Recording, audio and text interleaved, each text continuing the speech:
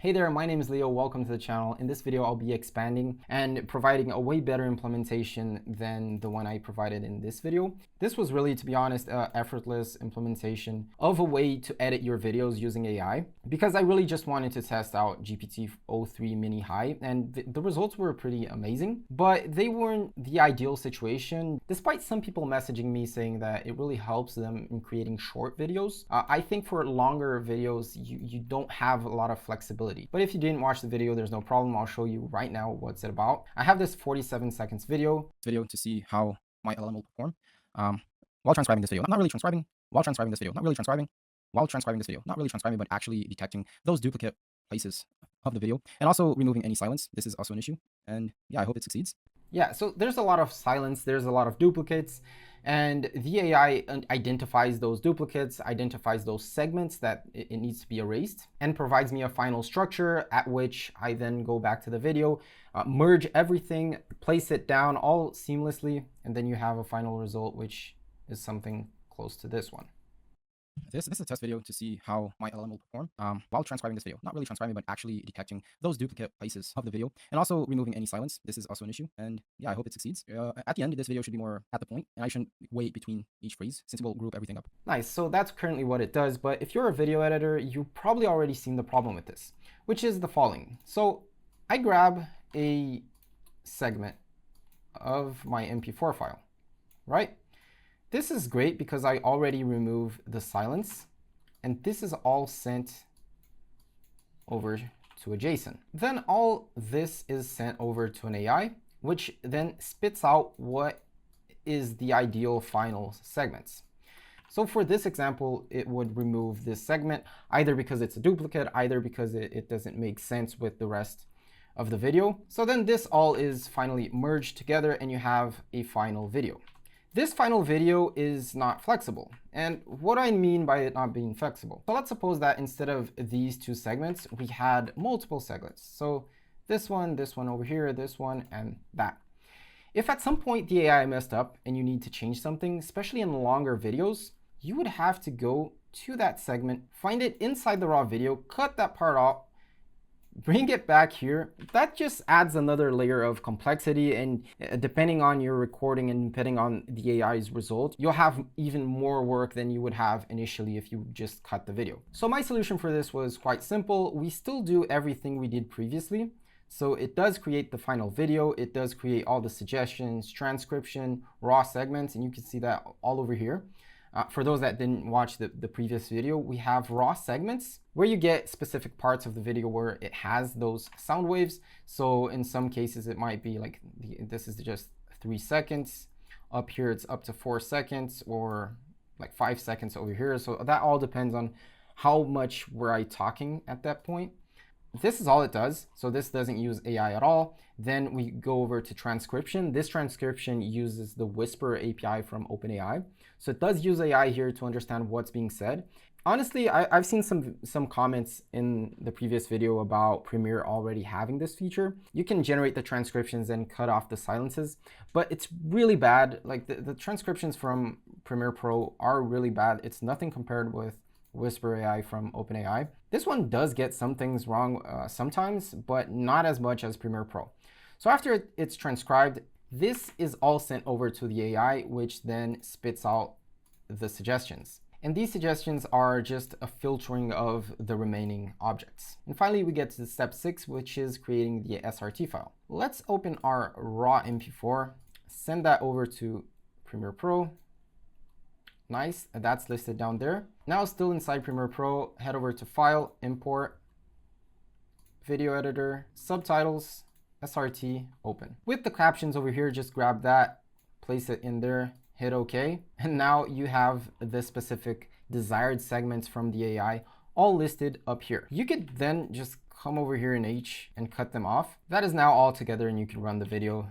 This video to see how my LLM will perform while transcribing this video. Not really transcribing, but actually detecting those duplicate places of the video and also removing any silence. This is also an issue. And so this is awesome, because if at some point now I want to expand this part, I could just do this. I could simply drag that, and I have access to the raw part of that video. And I just believe that if I were searching for a video on how to do this, I would like to see the person going through the step-by-step process of setting it up. So I'll do that in this video. Hopefully it does help you set it up on your own. So head over to readme.md. This will guide you through each step. If you're on Windows, which is my case, you'll type in Python mvenv. So this final one is like, you can type in mynv. This is just the name that you'll have for your virtual environment. You can select yes here. And if you do select it, your VS Code or your Windsurf or Cursor will identify this virtual environment and will use it accordingly. For you to get inside of that virtual environment, just select this next command over here. And since I named it mynv, I'll replace this to mynv. And now I'm inside my virtual environment. Now everything you install will be installed in this virtual environment and not on your own computer. To install everything from the requirements txt, you'll just want to place in this command. Place that in, it'll go through each one of these and install them for you.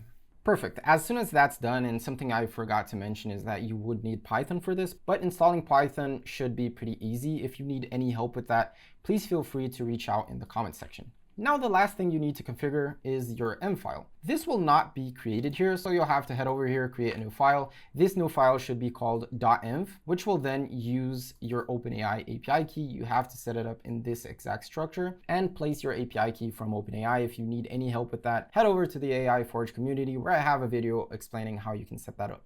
Now all you have to do is place your MP4 inside of the raw folder. Head over to the terminal, type in python main.py, and wait for it to generate everything. So it's doing these exact steps. Step 1, extracting the full audio from the video. This is just converting it to a WAV file, which is placed inside audio, but then deleted since we're not using it again.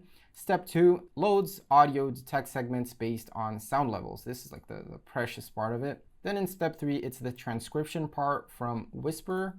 Step 4, it sends everything over to the AI. Step 5 is where it's at currently, on which it's merging everything and creating the final video.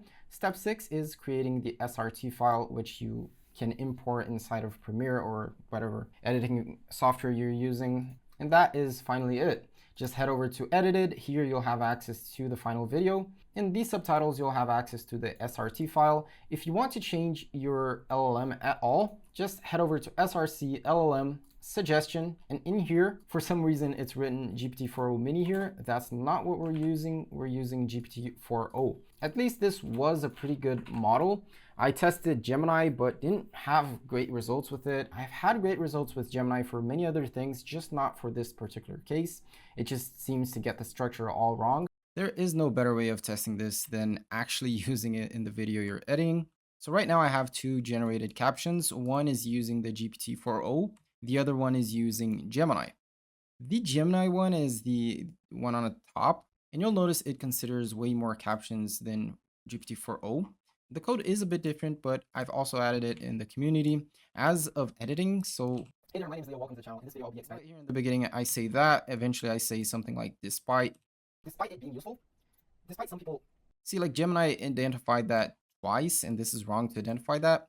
But over here, since GPT-4o didn't consider it, it just skipped what I was saying about despite blah, blah, blah. So I rather it detecting places like Gemini did here than using GPT-4o and skipping these parts. But honestly, I'm using this third model right here, Gemini 2.0 Pro Experience, and that is what's generating this up here. Maybe the prompting could be better, but that's the best result I got so far. And yeah, if you need any help, just reach out in the comment section. I try to respond every single comments, but if it is a bit more complex, I would recommend sending it over to the AI Forge community, where me and the entire community can help you even better. Thanks for watching, and I'll see you in the next video. Till then.